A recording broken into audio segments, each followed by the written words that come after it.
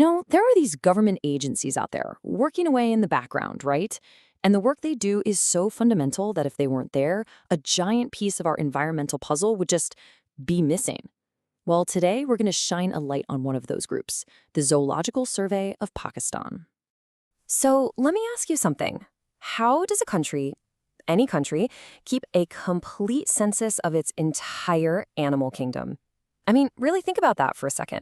We're not just talking about counting the big, famous animals we all know and love. Nope. We're talking about cataloging every single bird, reptile, fish, and even the tiniest insects within a nation's borders.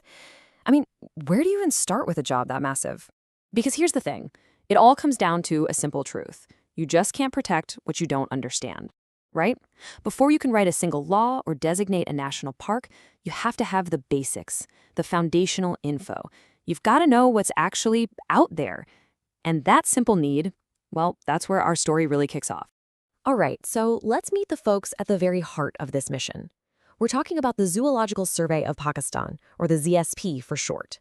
These are the official record keepers of the country's animal life. So what exactly is the ZSP, and what do they do all day?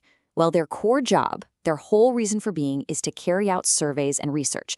It's an agency totally built around collecting data, focused 100% on the animal life of Pakistan.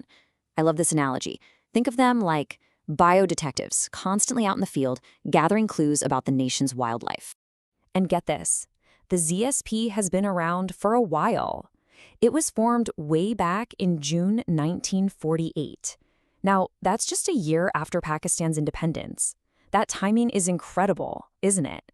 It really shows that right from the get-go, there was this understanding that, hey, we need to know what animals we have in our new country. It was a priority.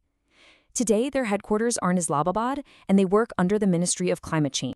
Okay, so we know who they are, but let's get into the weeds a bit. What does their mission to survey actually look like on the ground? Well, it pretty much boils down to answering three absolutely critical questions about wildlife. First up is distribution. Simple, right? Where do the animals actually live? Are they up in the mountains, out in the deserts, along the coast? You have to map it out.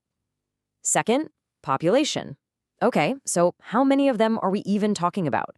Are there thousands, or are we down to just a few dozen? It's a numbers game. And finally, you've got status. This is the big one. How is that population doing? Is it stable? Is it growing?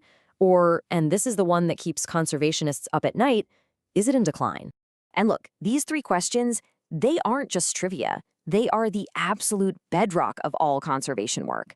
I mean, think about it. You can't save a species if you don't know where to find it. You can't save it if you don't know if there are 50 left or 5,000. And you definitely can't help if you don't know their numbers are plummeting. The ZSP provides that essential what and where so that other groups can figure out the how. Now, it's super important to remember that the ZSP isn't working in a vacuum. They're not on their own. To really get their full impact, you got to see how they fit into the bigger picture. They're a key player on a much larger national team. So if you look under the umbrella of the Ministry of Climate Change, you find this whole ecosystem of organizations, right? You've got the big policymakers, like the Environmental Protection Agency. You've got the on-the-ground managers, like the wildlife boards. And then you have the ZSP. And its role in this whole setup is totally unique and specialized. They are basically the intelligence gathering unit for the entire team. And that really makes the ZSP a small but, gosh, a totally vital cog in this huge, complex machine of national conservation.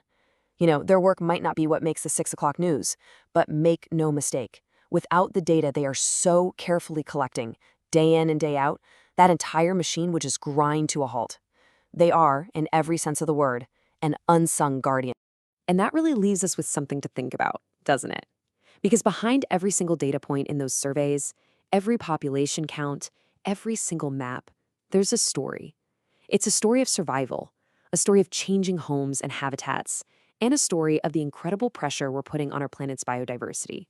So the real question isn't about the numbers themselves. The real question is, if we actually stopped and took a moment to listen, what urgent, vital stories are those numbers trying to tell us right now?